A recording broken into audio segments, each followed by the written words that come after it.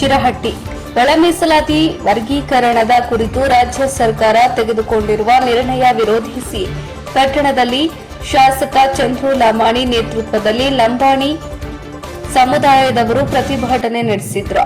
ಸುರಿಯುತ್ತಿರುವ ಮಳೆಯನ್ನು ಲೆಕ್ಕಿಸದೆ ಫಕೀರೇಶ್ವರ ಮಠದಿಂದ ಬೃಹತ್ ಪ್ರತಿಭಟನಾ ರ್ಯಾಲಿ ನಡೆಸಿ ನೆಹರು ವೃತ್ತದಲ್ಲಿ ಸರ್ಕಾರದ ವಿರುದ್ಧ ಘೋಷಣೆಗಳನ್ನು ಕೂಗುತ್ತಾ ಆಕ್ರೋಶ ವ್ಯಕ್ತಪಡಿಸಿದ್ರು.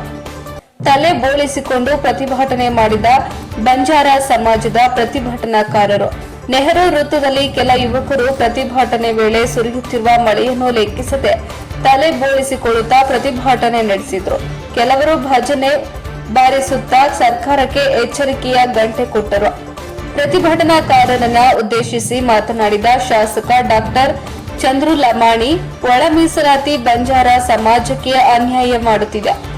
ಮುಖ್ಯಮಂತ್ರಿ ಸಿದ್ದರಾಮಯ್ಯ ಅವರು ಒಡೆದು ಆಡುವ ನೀತಿ ಅನುಸರಿಸಿ ಜನರ ದಾರಿ ತಪ್ಪಿಸುವ ಕೆಲಸ ಮಾಡುತ್ತಿದ್ದಾರೆ. ಇದು ಸರಿಯಾದ ಕ್ರಮವಲ್ಲ ಎಂದು ಕಿಡಿಕಾರಿದರು.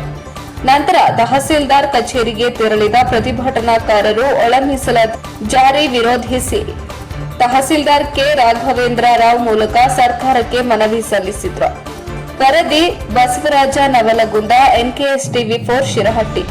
ಮಾಡಿ ಬಂದಿರುವಂತದ್ದು ಈ ಸಮಾಜಕ್ಕೆ ಮೀಸಲಾತಿ ಅಂತ ಗೊತ್ತಾಗಿದ್ದೇ ಮೊನ್ನೆ ಒಂದು 5 ವರ್ಷದ ಹಿಂದ ಈ ಮೀಸಲಾತಿ ಅಂದ್ರೆ ಏನು ಅಂತ ಹೇಳಿ ಈ ಸಮಾಜಕ್ಕೆ ಗೊತ್ತಾಗಿರುವಂತದ್ದು, ತಿಳಿದಿರುವಂತದ್ದು.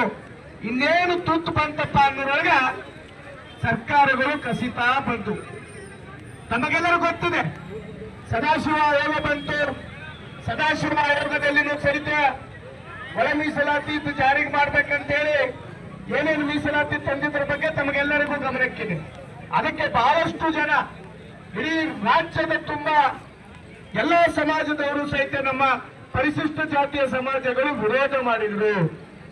ವಿರೋಧ ಮಾಡಿದ ಮೇಲೆ ಹಿಂದೆ ಇರುವಂತ ಭಾರತೀಯ ಜನತಾ ಪಾರ್ಟಿ ಸರ್ಕಾರ ಬಂದಾಗ ಏನ್ ಮಾಡ್ತಪ್ಪ ಅಂದ್ರೆ ಸದಾಶಿವ ಆಯೋಗನ ರದ್ದು ಮಾಡಿ ಒಳ ಮೀಸಲಾತಿನ ಜಾರಿಗೆ ತಂದ್ರು.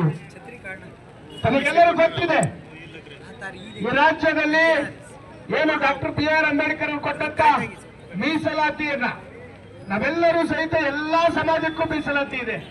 ಅದೇ ತರ ಪರಿಶಿಷ್ಟ ಜಾತಿ ಪರಿಶಿಷ್ಟ ಪಂಗಡದವರಿಗೂ ಮೀಸಲಾತಿಯನ್ನ ಕೊಟ್ಟಿದೆ.